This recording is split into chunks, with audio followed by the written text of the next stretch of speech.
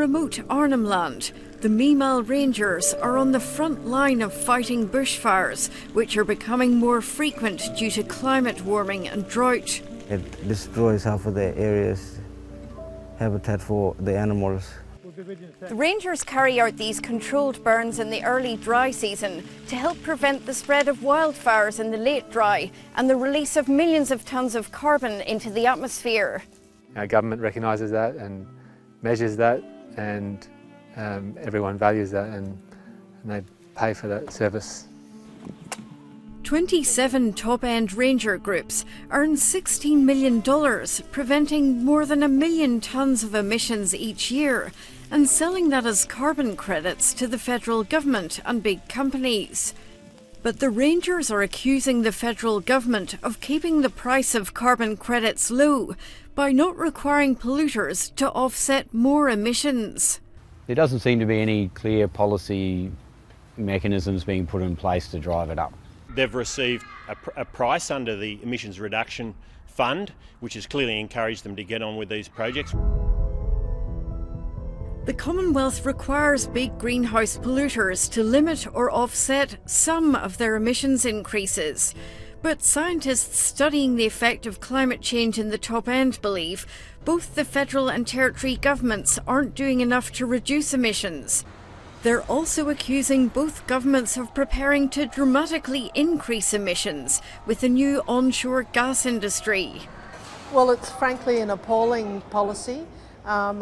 Emissions from those fossil fuel reserves will continue to contribute to the global problem. Our obligation to meet our international commitments is extremely important. We've got to do it, but what we shouldn't do is trash the economy, is undermine important industries in the process of doing that. 187, which is immediately adjacent. The gas industry is arguing replacing the burning of coal with gas could reduce global emissions. Natural gas-fired power generates approximately half of the carbon emissions of coal-fired power. The CSIRO backs the gas industry's view. That's even though some of its own research has found no evidence that coal is being replaced by gas in Australia's customer countries. And it's found any environmental benefits could be reversed if gas fields are developed instead of renewable energy projects. As battery technology and other storage technologies mature, we will see that transition. But over the next 5 to 10 years, that's when natural gas has that role to play. The Territory government promised all of the gas fracking industry's emissions would be offset. But the industry is pushing instead to be brought under the less stringent federal scheme. We have a number of years until we see the production of onshore oil and gas, so we have some time on our hands to work through these issues.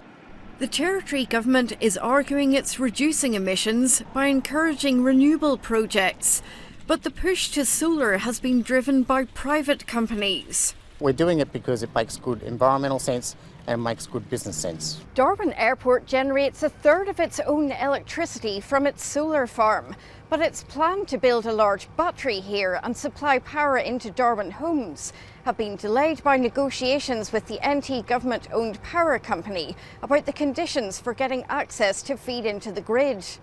You won't be surprised if I say I wish that they could do it faster, because we're ready to go.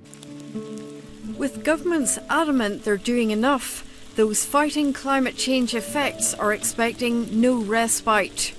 All these things sort of point to tougher fire seasons, so the potential for those hotter late season wildfires is much higher. There's no simple solution, unfortunately.